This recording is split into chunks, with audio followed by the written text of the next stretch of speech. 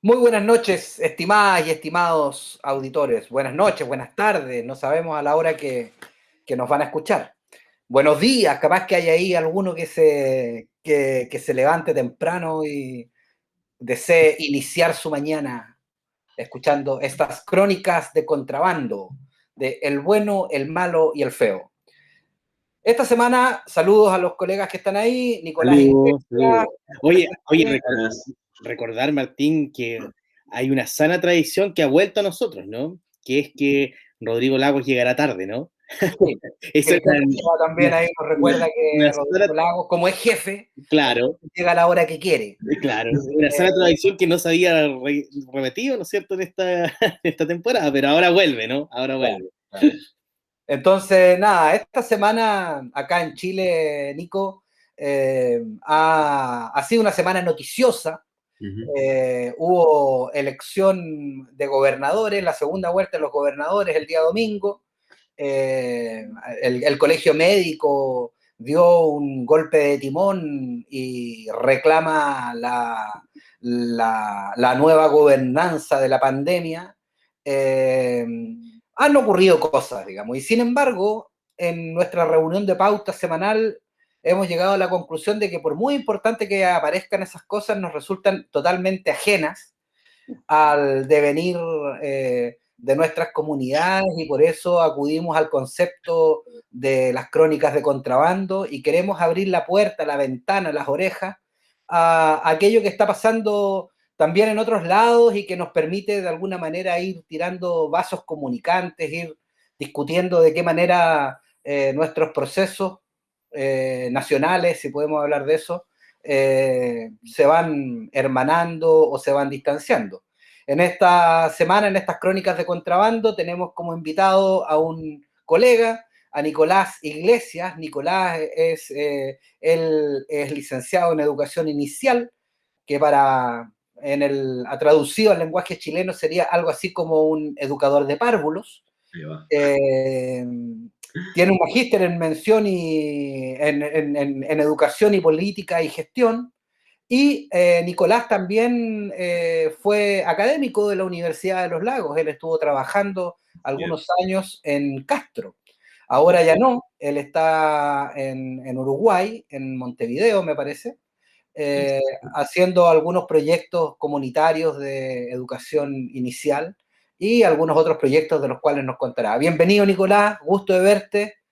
Bueno, gracias, gracias. Igual, hay una, ahora me enteré hace poco que hay una tradición chilena que habían cortado bastante los chilenos en estas últimas elecciones que se retomó, que es que la gente no va a votar directamente.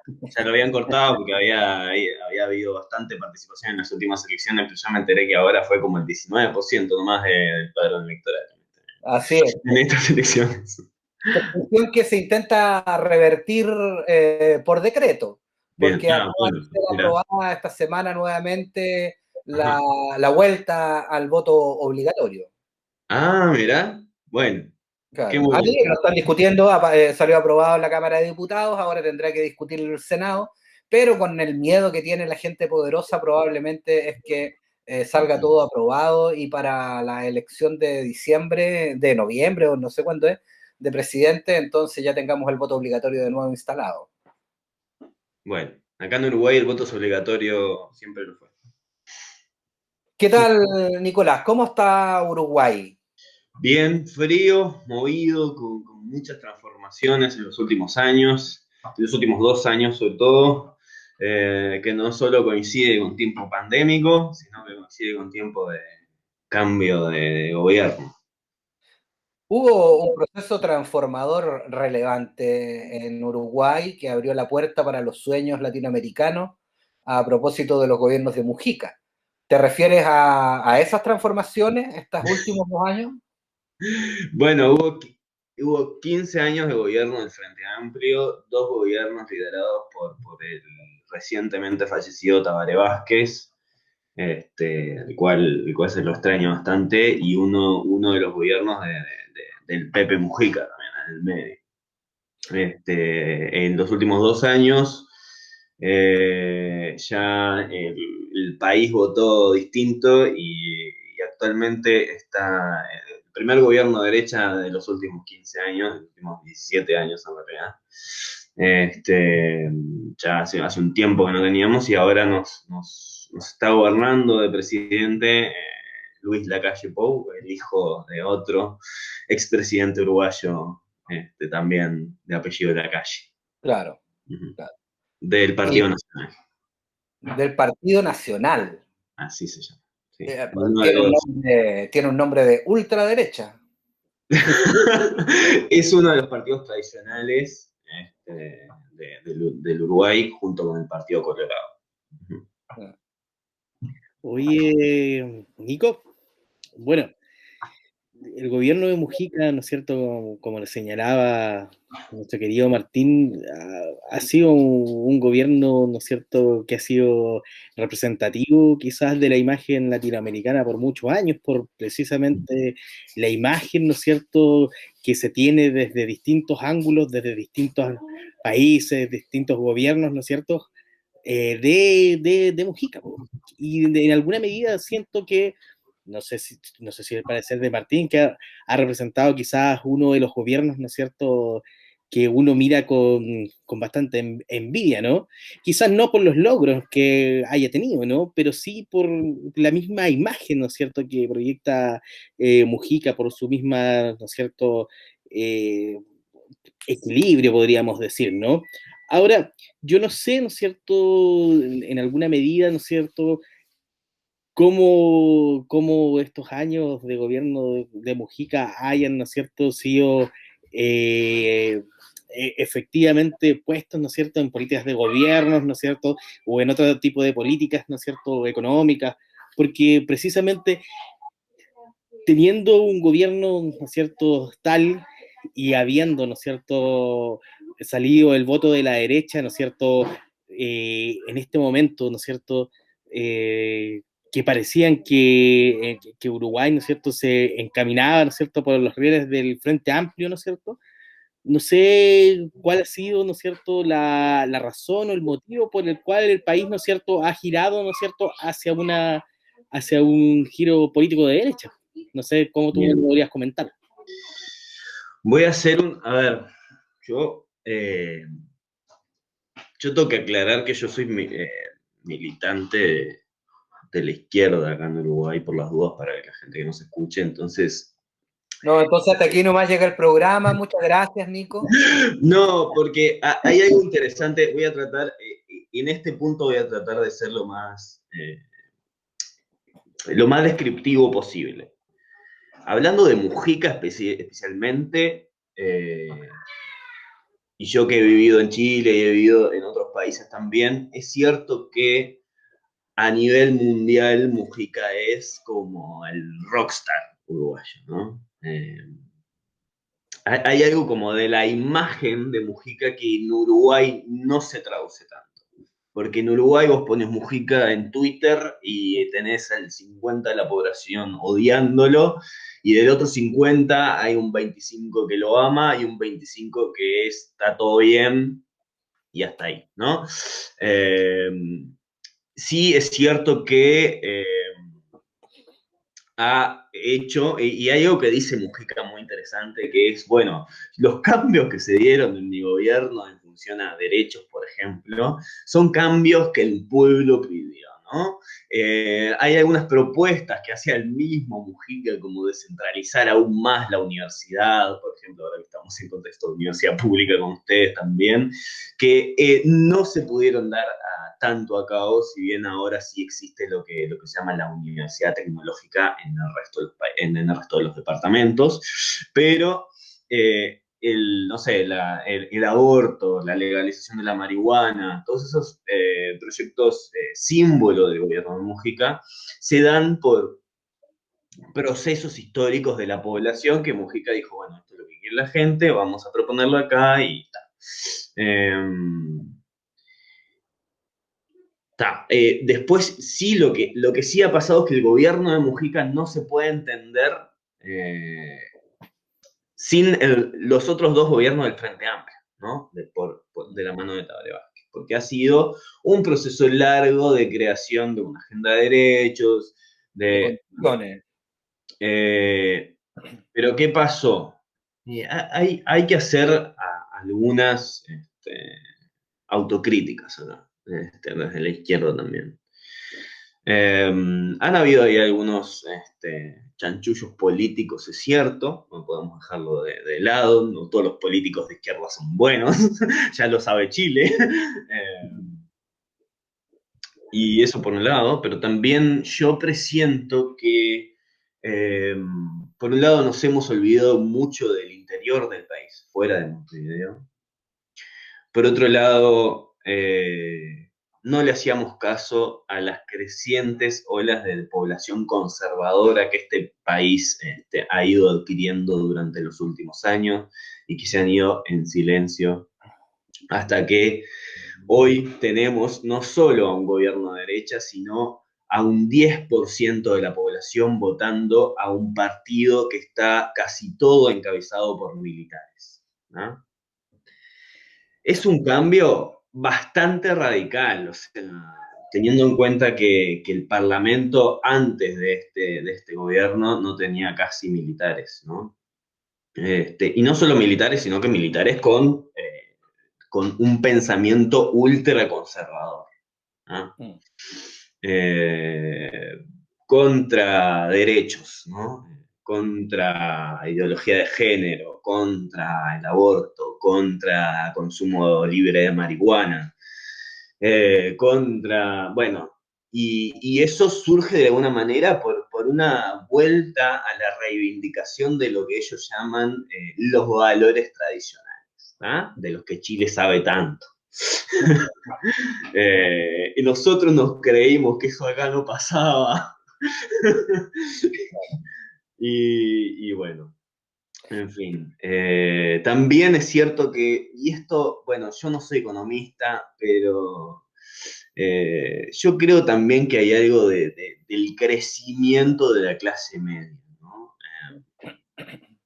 Ha habido un gran crecimiento de la clase media que, mal o bien, no le favorecían ni las políticas sociales destinadas a los sectores más vulnerables, ni tenían tanta plata como para seguir manteniéndose.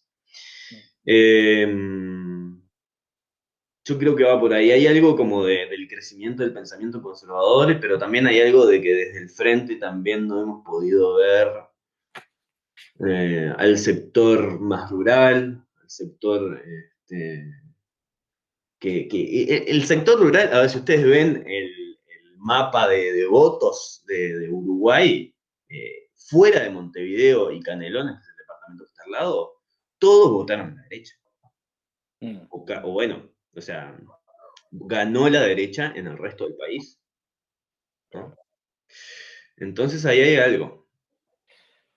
Yo no soy politólogo, pero dentro, como militante del Frente Amplio, también tengo que asumir a veces que no hemos podido llegar también. A ver, también es cierto que lo que ganó ahora fue un gobierno de coalición, ¿ah? No ganó el Partido Nacional per se, ganó en la coalición multicolor, ¿ah? Es porque todos los partidos de derecha y de centro derecha se alinearon para que todos votaran a la calle Pou.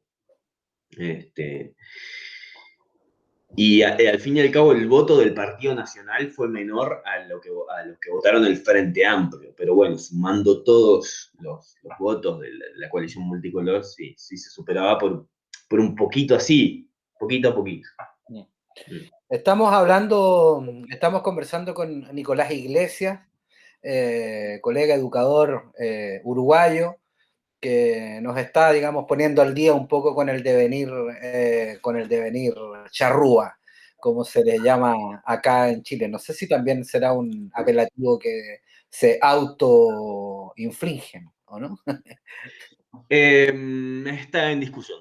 ¿Querés que lo profundice? Bueno, eso, es que lo que pasa es que justamente, mira, la semana pasada estuvimos en una conversación con una compañera chilena, pero que vive en el Perú. Y además de todos los elementos de análisis que nos entregó respecto de de la potencial tensión que se produce en este empate virtual entre Castillo y la Keiko Fujimori. Además de todos esos elementos, ella nos comentaba algunas cuestiones que nosotros desconocíamos por nuestra marginalidad, digamos, territorial. No conocíamos la figura esta de los, ¿cómo se llama? ¿Te acuerdas, Cristian, del concepto? De unos campesinos que se dedican, digamos, a cuidar, ¿no? A cuidar sus aldeas, ¿no? Le daba un nombre. En otra ocasión conversamos con una amiga argentina que también nos comentaba algunas cuestiones que solo lo sabe la gente que vive allá. Entonces, claro, si me dices ahora profundizar sobre el concepto de charrúa, bueno, es que es como que me lancen un anzuelo y yo lo pico, pero de inmediato, porque efectivamente ese tipo de cuestiones, o sea, creo que pueden resultar súper interesantes a la hora de poder establecer un diálogo con nuestros compañeros y compañeras norteamericanos, latinoamericanos. Como norteamericano. O sea, norteamericano en el sentido de que está más al norte, ¿no? Salió medio raro. Hay que señalarlo. Al norte de Chile. Claro. Dale, explícanos con lo de... Además, señalar que esos pequeños gestos, ¿no? Que muchas veces uno puede decir son singularidades, ¿no? También dan un poco un tinte de lo que ocurre, ¿no es cierto? Que puede ser culturalmente dentro de, ¿no es cierto?, un cierto territorio y dar explicaciones también de lo político, de lo económico, de otras cosas, ¿no? Oye, te invito a que nos expliques el concepto de charrúa, pero explícamelo después de que nos invites a escuchar un tema musical, porque este es el momento del programa tradicional en que vamos a partir el programa en dos para nuestros auditores de la radio y poder colocar un tema musical que YouTube no nos permite colocar en el podcast visual, digamos. Este es el momento en que el compañero Nicolás Iglesias de Uruguay nos va a invitar a escuchar música de por allá, o de donde sea en realidad. Bien, los invito a escuchar entonces, ya que estamos hablando de Uruguay, un poco de murga uruguaya. En este caso, la murga es metele, que son pasteles, que ha creado un himno, digamos, un himno de las últimas marchas y protestas desde hace 2 años hasta ahora. Y se llama Vamos a la Plaza, un poco ridiculizando, imitando el reggaetón tan famoso de Vamos a la Playa, pero con contenido un poco más político. ¿De quién es el tema? Metele, que son pasteles. Metele, que son pasteles. Qué buen nombre. Bien. Entonces, Nicolás Iglesias del Uruguay, compañero educador, nos está poniendo al día un poco de lo que está aconteciendo por allá y le preguntábamos en la primera parte del programa si podíamos llamarle charrúa, y entonces ahí nos sale con el depende. Y entonces ahora profundice, compañero. Bien. Lo primero que tengo que decir es que cuando yo era chico y fui a la escuela, a mí me dijeron que los charrúas ya no existían porque los habían matado a todos. De más grande me enteré que eso no era así.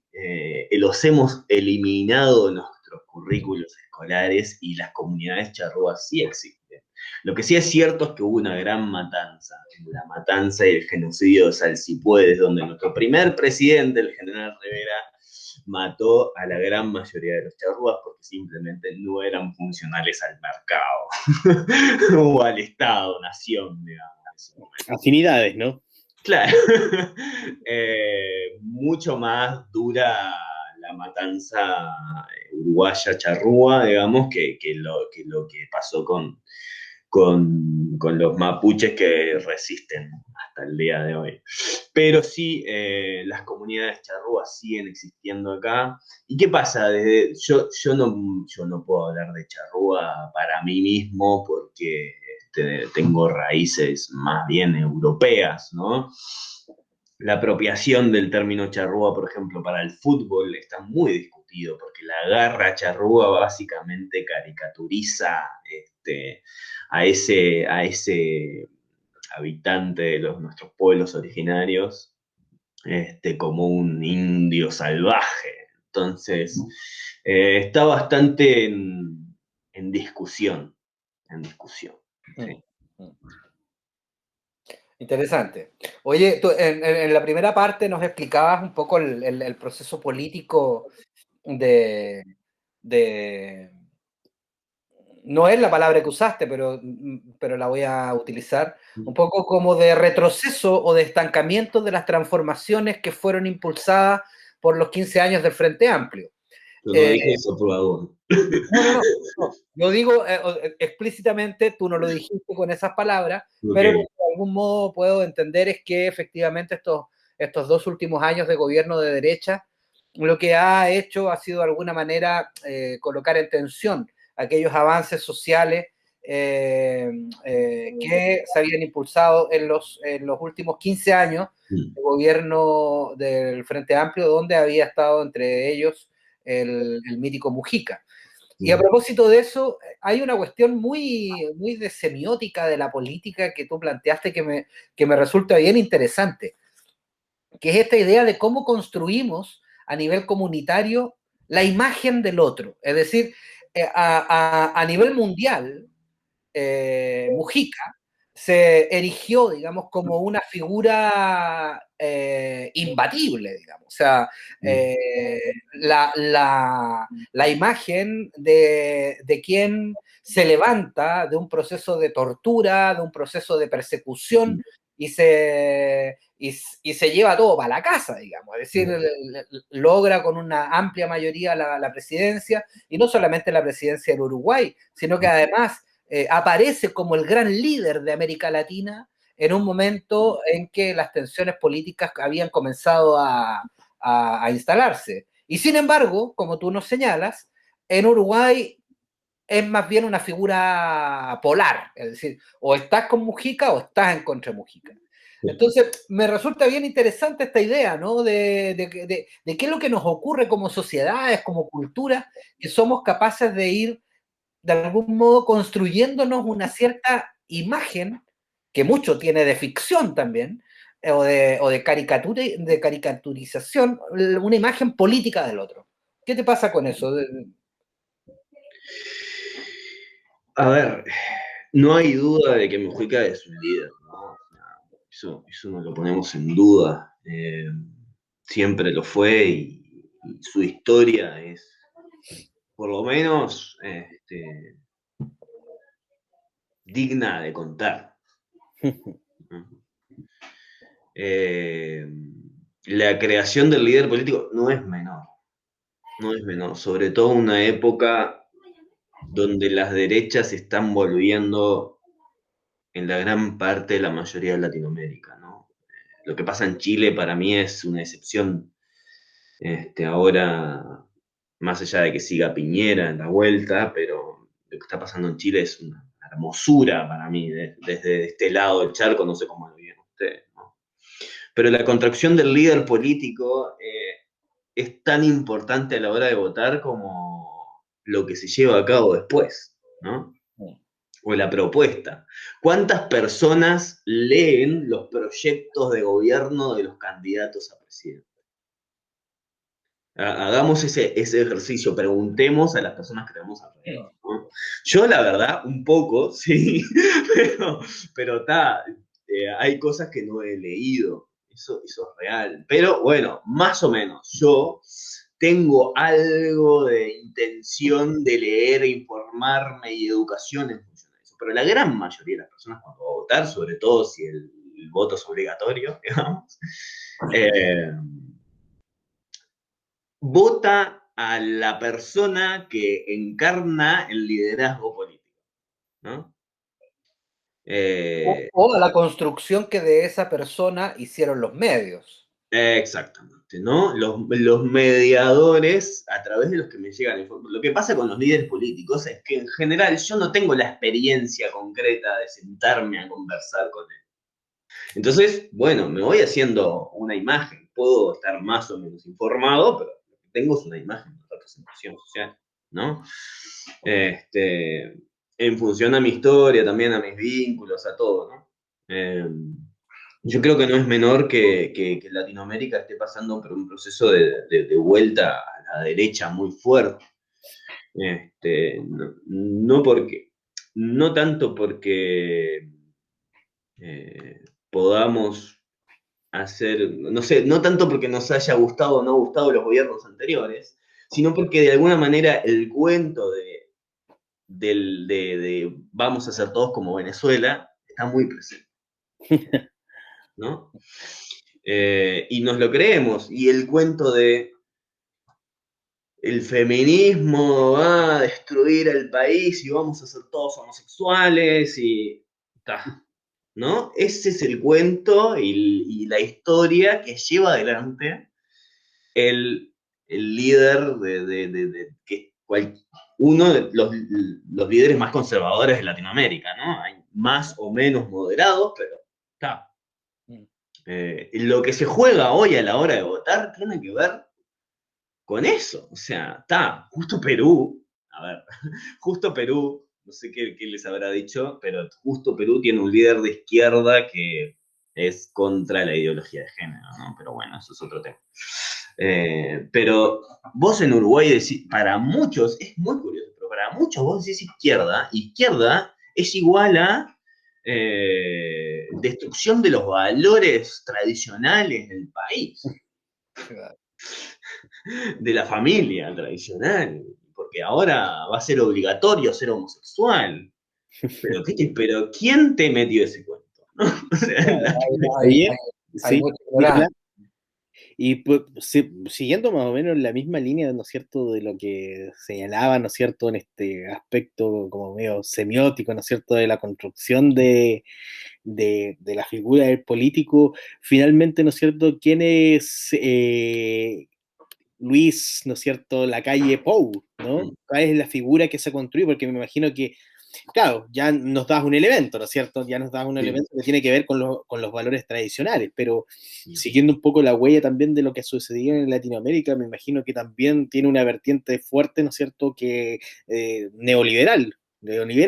Y por otro lado, ¿no es cierto?, tiene que representar también, sí, como tú has dicho, ¿no es cierto?, lo que a mí me llamó mucho la atención cuando tú lo dijiste, ¿no es cierto?, y abrí los ojos, que es un partido, ¿no es cierto?, donde hay un 10% de presencia de militares, ¿no es cierto? Entonces, ¿cómo Luis Lacalle Lapau, ¿no es cierto?, ha ganado la presidencia? ¿Cómo se mostró? Pero a la vez, ¿no es cierto?, porque una cosa es cómo uno se muestra, pero a la vez, ¿qué cambios se han generado, ¿no es cierto?, en el campo material a partir, ¿no es cierto?, de la asunción de Luis Lacalle Lapau, ¿no es cierto?, en Uruguay. Bien. Perdóneme que justo apareció unas luces de un auto acá y me distraje un poco. Pero sí, a ver, creo que es interesante la pregunta que me haces porque, a ver, antes de las elecciones, Luis Lacalle Pou era el salvador del pueblo que lo habían robado durante 15 años, ¿no? Esa era y no iba a subir los impuestos, yo no voy a subir los impuestos, y no voy a subir la nafta, acaba de subir la nafta, ¿no? Por tercera vez. Bien, es el representante de todos los que no querían que el Frente Amplio siguiera en el gobierno. Y digo el Frente Amplio porque actualmente es el único gobierno, el único partido de izquierda que tiene Uruguay. Que también es una coalición, ¿no? Pero bueno, eso es otra cosa. ¿Y qué pasa? Asume Lacalle y pandemia. ¿Y qué pasa? La imagen del presidente como salvador del pueblo es mucho mayor en un momento. Imagínense que Uruguay actualmente es el segundo país en el mundo con más muertes por millón de habitantes por la pandemia de COVID-19. Y sin embargo, el presidente tiene un 60% de aprobación, según algunas encuestas, ¿no? Hay otras que le dan menos. No, pero eso, o sea, Piñera ni en sus mejores momentos, o sea, Piñera está como con un 6%, 7%, es una cuestión escandalosa. Claro. Entonces, bueno, está, a ver, más allá de lo que él prometió y no cumplió, o sea, hay una imagen real como de él como salvador del pueblo.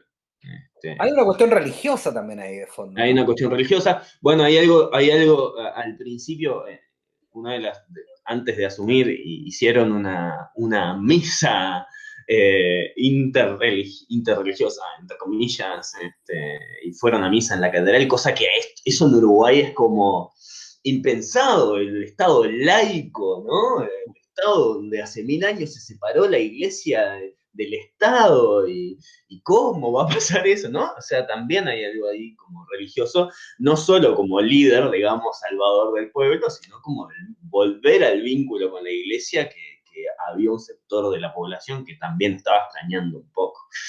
¿Qué pasó? Bueno, nada, yo creo que nadie se sorprende ante las decisiones de un gobierno neoliberal. ¿Qué pasa? Los grandes capitales no son agravados, no reciben impuestos para el COVID, por ejemplo, ¿no? No se solventan ámbitos muy castigados por la pandemia, no sé, la cultura, por ejemplo, los trabajadores de, no sé, los salones infantiles, por así decirlo, pero no hay ningún tipo de impuesto para los grandes capitales. Eso nadie le va a sorprender porque desde un primer momento sabemos que la lógica neoliberal de este partido y esta coalición va por ese lado. Al mismo tiempo, se desmantelan los programas y las políticas sociales que durante 15 años venimos construyendo desde los gobiernos de izquierda, ¿no? El Ministerio de Desarrollo Social, hoy por hoy, se quedó sin varios programas y sin presencia en los territorios, en los barrios, ¿no? En 2 años de gobierno. Y ¿qué más? Bueno, ahí en la vuelta también algunos proyectos que castigan duramente a la infancia, por ejemplo. Más allá de que ellos dicen que van a invertir no sé cuántos millones de dólares en el programa justo donde yo trabajo, pero castigan duramente a la infancia porque, claro, por ejemplo, estas familias conservadoras que votaron a la calle, ¿no? Demandan, por ejemplo, que no se aleje a los padres violentos, acusados de violencia y abuso, de sus hijos, que son los mismos de las agrupaciones estas que surge en Perú, justamente, de Con mis hijos no te metas y toda esa movida que en Chile también está muy presente. Está en la vuelta el proyecto del PIN parental. En la educación, por ejemplo, se eliminan los consejos docentes de las decisiones globales de la educación. Los docentes ya no tienen voto. El derecho a huelga está constantemente amenazado. Bueno, está.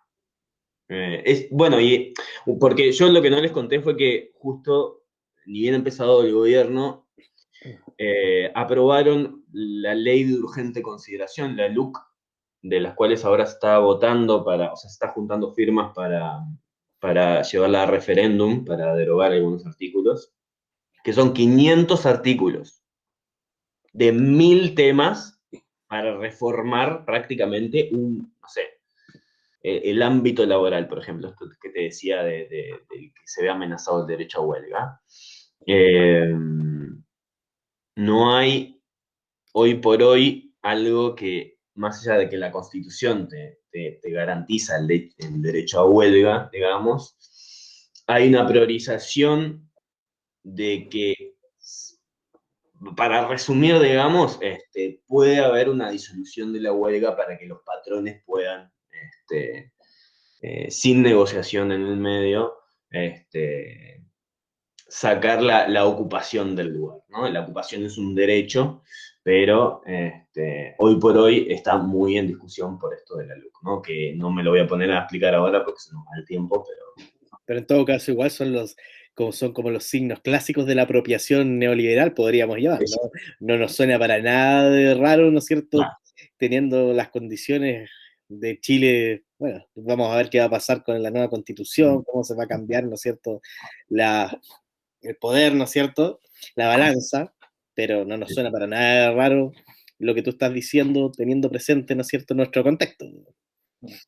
Claro. Estamos conversando con nuestro colega educador uruguayo, Nicolás Iglesias, en este programa.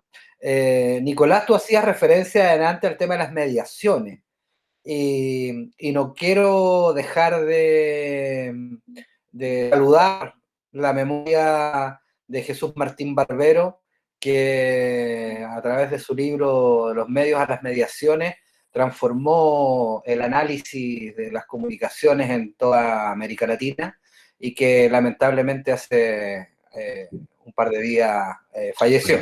Sí. Así que para nuestros estudiantes que a veces nos escuchan, muy recomendable la revisión de Jesús Martín Barbero. Por supuesto, un ícono. Aprovecho y les cuento que nosotros, a ver, ya que estamos, me tiraste la posta, yo tengo un colectivo de personas que se llama La Lógica del Encuentro, que hablamos mucho de lo que es el discurso de la pobreza, y por supuesto tomamos a Barbero y hablamos por supuesto, de las mediaciones y de cómo nos llega muchas veces una imagen de la pobreza a través de determinadas mediaciones. Sí. Sí, aquí hay algunos planteamientos políticos que, bueno, esta semana otra de las cosas importantes, a propósito que tú también mencionabas, la necesidad, ¿no es cierto?, de una población políticamente activa, en la urgencia y el deber de la lectura de los programas de gobierno antes de votar. Justamente hoy día salió público el programa de gobierno con el que se presenta Jadwe, ¿no? Uno de los dos candidatos de la izquierda que van a ir a primarias dentro de pocas semanas más. ¿Cómo opera ya todo este sistema político? De la Calle está de presidente por ¿cuánto? ¿Son 6 años? Son 4 años más uno, o sea, se vota de nuevo al cuarto año de gobierno y el quinto ya asume el siguiente gobierno. ¿Y puede ser reelecto? No, no hay reelección. Ya, o sea, lo que normalmente uno podría entender en un sistema político como ese, que es igual al de Chile, es que esos 4 años son la generación más bien de condiciones para la reelección. Es decir, lo que todo poder va a buscar es la posibilidad de seguir en el poder, básicamente. Es como lo primero que se busca. Estamos en la mitad del gobierno de la Calle. ¿Cómo viene la mano con el 60% de aprobación? Me imagino que están un poco echadas las cartas para que se reelija. O No para lo que sé, la vuelva a verdad. elegir Ese suspiro fue elocuente. No lo sé. Yo espero que no, pero bueno, lo que diga la población nomás. Yo creo que si hay una reelección no del presidente, porque no puede ser reelecto, sino como de su partido o incluso de la coalición, tenemos que ser conscientes de algunas cosas, ¿no? Las lógicas neoliberales van a seguir profundizándose, la pobreza va a seguir profundizándose. Hoy hay 100.000 nuevos pobres, un poco por la pandemia, es cierto, pero un poco también por las decisiones económicas que no han tenido en cuenta. Hoy hay cada vez más ollas populares, hay cada vez más gente durmiendo en la calle. Hay una noción de la pobreza que implica, está muy de la mano con la noción de la cascada, que Chile también conoce mucho. el correo. ¿Te refieres a eso? A la cascada donde hay que priorizar las grandes capitales para que si a ellos les va bien, el resto de la sociedad va a ir tirando las migajas para que... Claro, la política del correo. Ahí va. Bueno, nada, yo creo que hay que ser conscientes de lo que estamos votando, ¿no? O sea, más allá de que ahora podemos verlo. Digo, las políticas sociales se están desarmando.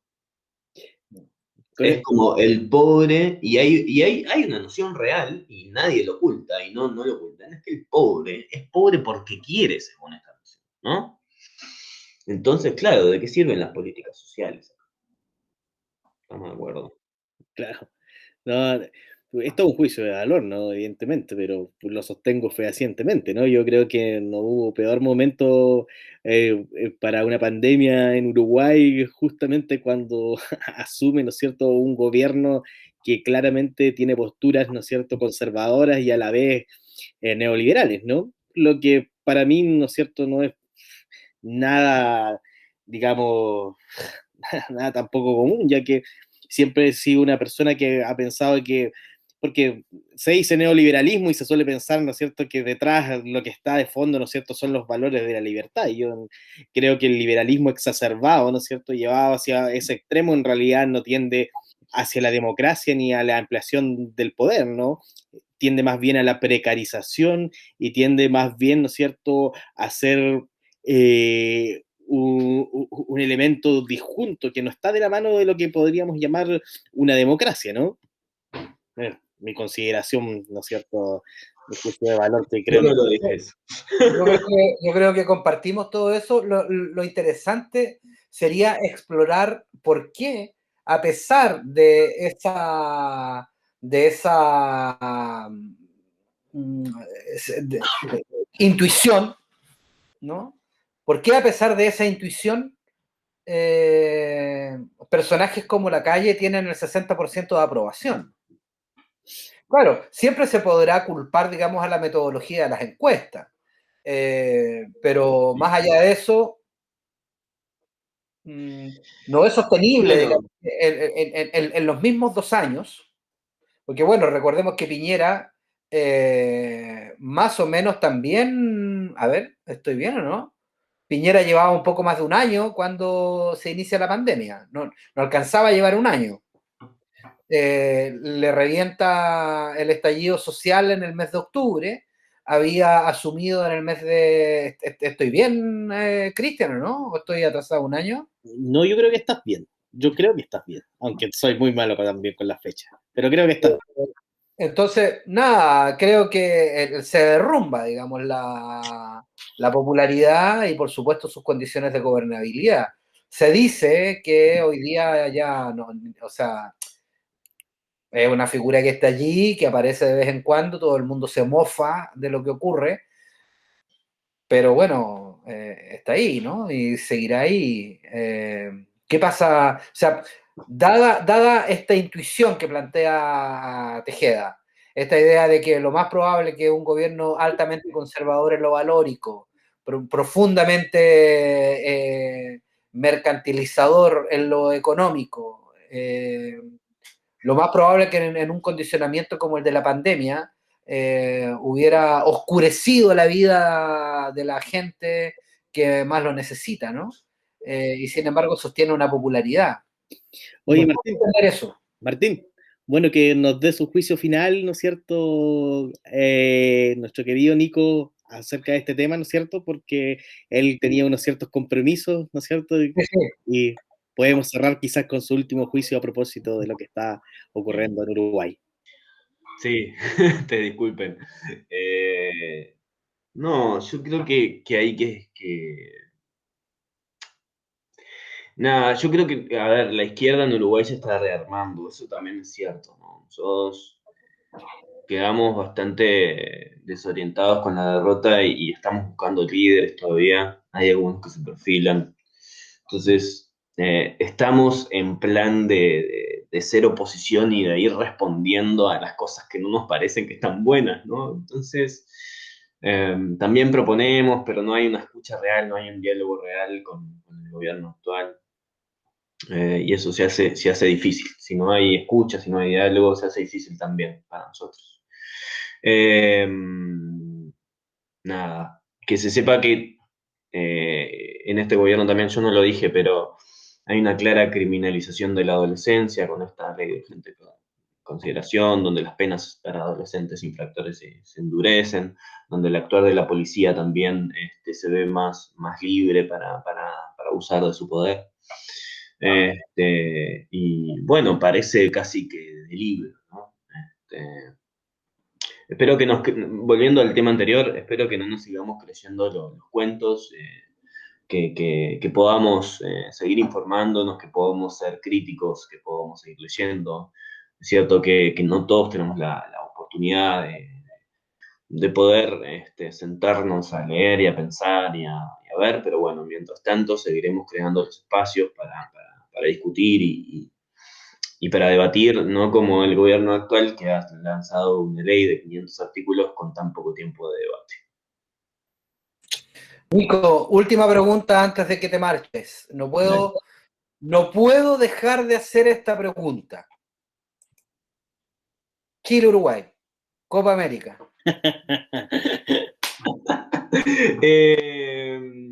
Vaticinio. Estoy un poco fuera de lo que es el fútbol porque te juro que me pone un poco de mal humor pensar que se va a hacer la Copa América en este contexto. La verdad. Y bueno, ya empezó, ¿eh? Sí, sí. No, la verdad que no estoy siguiendo. Si te soy sincero, en Chile yo era bastante más futbolero y ahora como que me aburre bastante el tema y no voy a ver la Copa América. Qué mal, pues tiraste justo la última pregunta para que se fuera enojado, ¿no es cierto?, nuestro invitado. No, enojado no. Pero nos está entregando una lección de ética. Eso, nos está entregando una lección de ética. Una moraleja. Oye, Nicolás Iglesias, compañero educador uruguayo desde Montevideo, hoy nos acompañó. Te agradecemos mucho tu participación.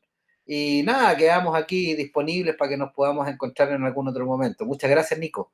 Dale, gracias a ustedes, un abrazo. Muchas gracias, amigo. Saludos a Rodrigo, que bueno. Un abrazo. Ese es otro tema. Rodrigo Lago una vez ha fallado, en fin.